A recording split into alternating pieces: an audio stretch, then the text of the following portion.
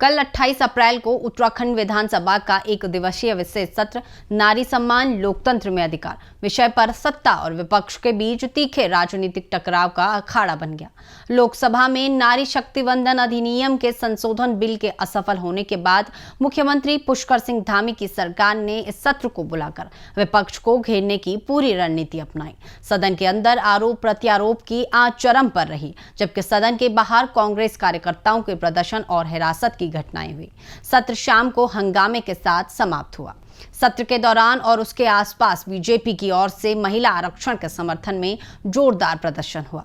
मुख्यमंत्री पुष्कर सिंह धामी के नेतृत्व में महिलाओं ने महिला जन आक्रोश रैली निकाली। हजारों महिलाओं ने परेड ग्राउंड से घंटाघर तक जुलूस निकाला, जिसमें सीएम धामी भी शामिल हुए।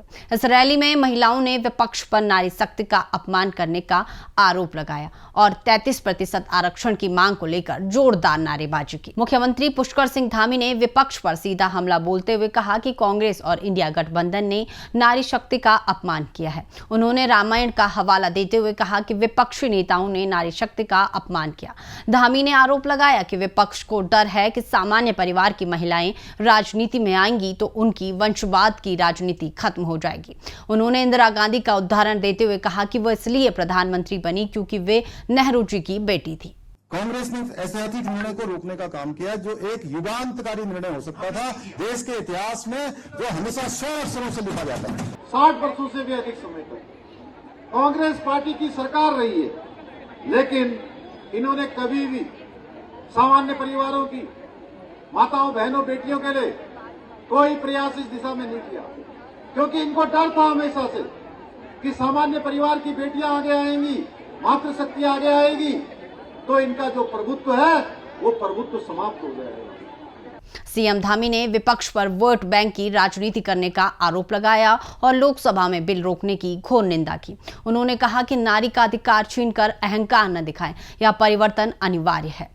भाजपा प्रदेश अध्यक्ष महेंद्र भट्ट ने कहा कि विपक्ष ने मातृशक्ति का जो अपमान किया है, भाजपा किसी सूरत में खामोश नहीं रहेगी। सत्र के बाद भाजपा की योजना है कि सभी नगर निगमों, जिला पंचायतों और क्षेत्र पंचायत की बोर्ड बैठक में भी विपक्ष के खिलाफ निंदा प्रस्ताव लाकर कांग्रेस को घेरा जाए। नेता प्रतिपक्ष यशपाल आर्य ने सदन में सरकार पर जोरदार हमला बोलते हुए कहा कि 2023 में जो कानून पास हो चुका था उसे भाजपा सरकार ने ही लटका दिया। अब 8 साल का इंतजार करा रही है। 2034 तक यह लागू हो पाएगा। भाजपा महिलाओं को अधिकार देने की बजाय राजनीतिक जमीन बचाने में लगी है। आर्य ने मांग की कि महिला आरक्षण तत्काल प्रभाव से लागू किया जाए और वर्तमान लोकसभा तथा उत्तराखंड विधानसभा की सीटों पर ही 33% आरक्षण दिया जाए। उन्होंने सवाल उठाया कि जब 2023 में कानून बन चुका था तो उस विशेष सत्र का औचित्य क्या है। सदन के बाहर कांग्रेस का प्रदर्शन भी जारी रहा। महिला कांग्रेस प्रदेश अध्यक्ष ज्योति रौतेला सहित कई महिला कार्यकर्ताओं को पुलिस ने विधानसभा की ओर कूच करने से पहले हिरासत में लिया। कांग्रेस कार्यकर्ताओं ने नारेबाजी की और सरकार पर राजनीतिक फायदे के लिए मुद्दे को इस्तेमाल करने का आरोप भी लगाया। सत्र शाम को हंगामे के साथ खत्म हुआ। तो चलिए बात करते हैं केंद्र में आखिर क्या हुआ था। 16 और 18 अप्रैल के संसदीय विशेष सत्र में केंद्र सरकार ने 3 बिल पेश किए थे: संविधान विधेयक, परिसीमन विधेयक और संघ राज्य क्षेत्र संशोधन। मकसद था लोकसभा सीटें 543 से बढ़ाकर 816 करना और 2029 से 33% महिला आरक्षण लागू करना, लेकिन बिल 2/3 बहुमत हासिल न कर सका और असफल हो गया।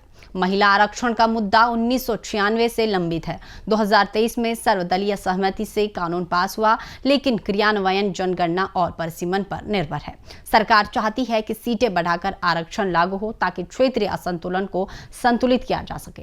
विपक्ष इसे ट्रोजन हॉर्स बता रहा है, जिसमें असली मकसद उत्तर भारत को अधिक सीटें देकर दक्षिण और छोटे राज्यों की राजनीतिक हिस्सेदारी कम करना चाहता है। वर्तमान में उत्तराखंड में 70 सीटें हैं और महिला विधेयकों की संख्या कम है।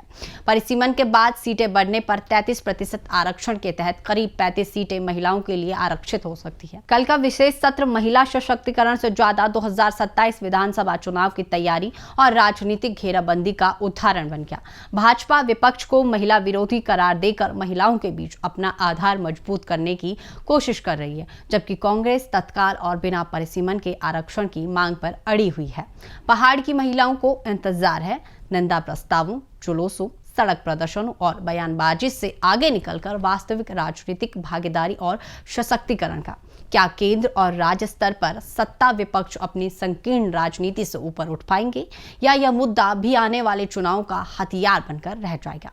समय बताएगा कि नारी शक्ति वाकई सत्ता के केंद्र में आएगी या सिर्फ सियासी बयानबाजी तक सीमित रहेगी। तो चलिए फिलहाल के लिए बस इतना ही। बने रहे उत्तर भारत लाइव के डिजिटल प्लेटफॉर्म के साथ।